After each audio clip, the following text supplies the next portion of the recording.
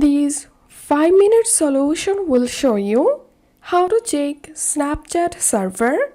So if your Snapchat not working today, so the process will be similar for Android and iPhone device. First of all, open your browser and type www.downdetector.com and open this website.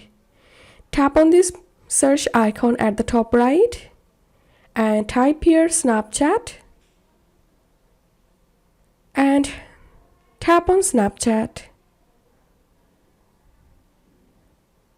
And if you see this message here, user reports indicate no current problems at Snapchat. It means currently Snapchat server is working properly.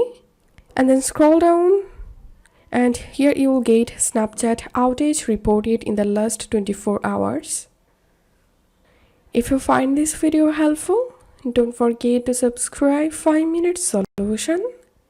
See you in the next video.